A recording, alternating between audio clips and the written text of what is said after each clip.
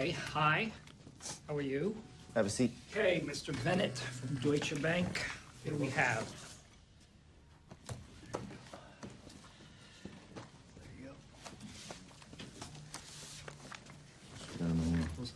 So how many people have you talked to about this trade? A few. There's definitely some interest. Oh, my boss would have my ass. You know, crazy, Jim? Get lost, Fuck Jared. you. Which is why you're here talking to us, a wrong number. Sounds like there's a lot of interest. All right. A few people have invited us in just to laugh at me on this deal. Is that you? No. Is that what this is? That's not what this is. That's just how Mark is. Let's see what you got. I'm sorry. You smell that? What is that? What? What's that smell? A cologne? No. Opportunity. No. Money. Oh, okay. I smell money. Okay. Chris. God damn it. Sorry. This is your basic mortgage bond. All right? The originals were simple. They were just thousands of AAA mortgages bundled together, guaranteed by the U.S. government. The modern ones are different. They're private, and they're made up of layers of tranches.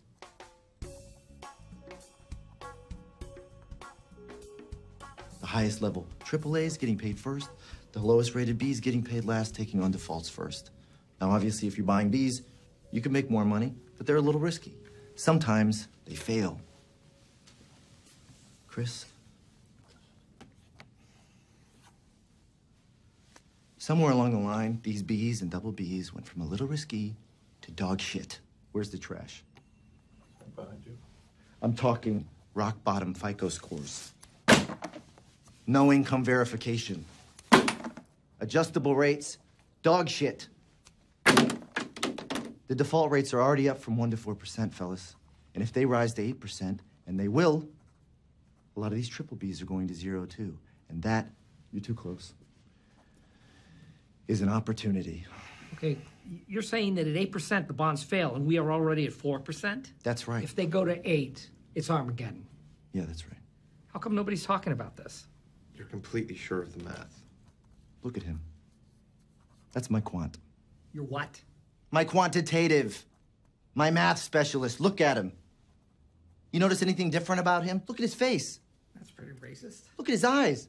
I'll give you a hint. His name's Yang. He won a national math competition in China.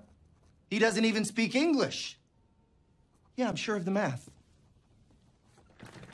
Actually, my name's Jiang, and I do speak English. Jared likes to say I don't because he thinks it makes me seem more authentic. And I got second in that national math competition. So you're offering us a chance to short this pile of blocks. How? With something called a credit default swap.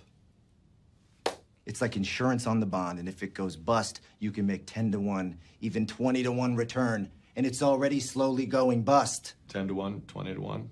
No way. And no one's paying attention. No one is paying attention because the banks are too busy getting paid obscene fees to sell these bonds. But wait, you are the bank. I mean, you work for the bank. I bet your margins are pretty nice and fat. Let's not talk about my margins, by the way. Being nice and fat, that's a nice shirt. Do they make it for men? Aren't you the bank? I work for the bank. I don't think like a bank. Big bank, small bank, I like to make money. All right? Let me put it this way. I'm standing in front of a burning house, and I'm offering you fire insurance on it. How can these underlying bonds be as bad as you say? It wouldn't be legal. Nobody knows what's in them. Nobody knows what's in the bonds. I've seen some that are 65% AAA rated, that I know for a fact are filled with 95% subprime shit with FICOs below 550. Get the fuck out of here. You want me to really blow your mind? When the market deems a bond too risky to buy, what do you think we do with it? Take a guess. I don't know, you tell me. All right. You think we just warehouse it on the books? No. We just repackage it with a bunch of other shit that didn't sell and put it into a CDO. A CDO? Yes, a CDO. What is that? This is where we take a bunch of Bs, double Bs, and triple Bs that haven't sold, and we put them in a pile.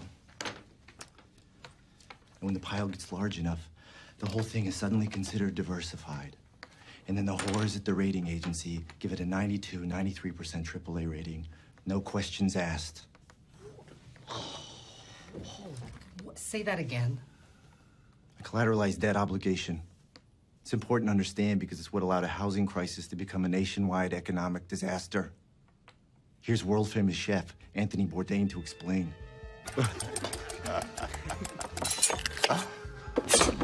Okay, I'm a chef on a Sunday afternoon, setting the menu at a big restaurant. I ordered my fish on Friday, which is the mortgage bond that Michael very shorted.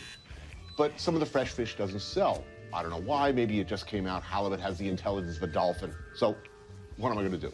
Throw all this unsold fish, which is the triple-B level of the bond, in the garbage and take the loss? No way.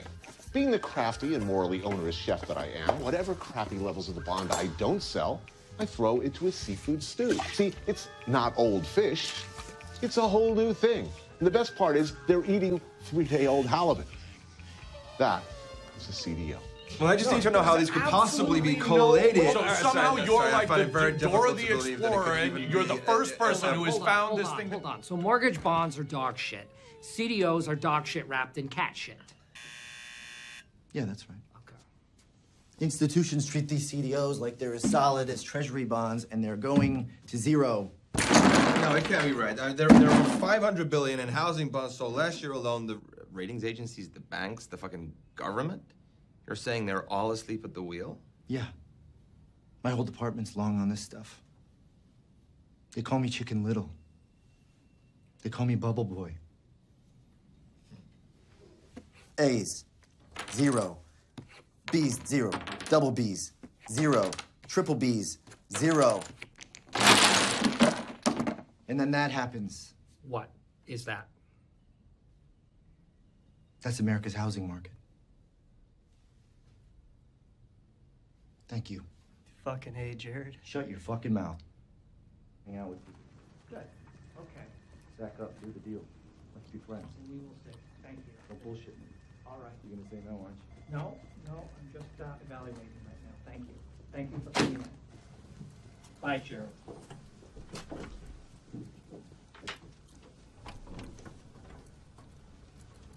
I don't like it. He's playing us. He's playing us. He's got too much skin in the game, and he's dumping his position. What if he's right? You want him to be right. Yes, I do. The banks have given us 25% interest rates on credit cards.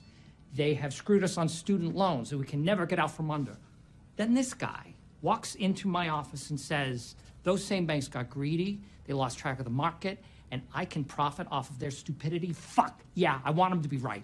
I mean, how come you don't hate this guy? He's everything you taught us not to trust. I can't hate him. He is so transparent in his self-interest that I kind of respect him. Would I buy a car from him? No. Is he right about the mortgage market? Let's find out. Let's find out. Look, it's two very simple questions. Is there a housing bubble? And if there is, how exposed are the banks?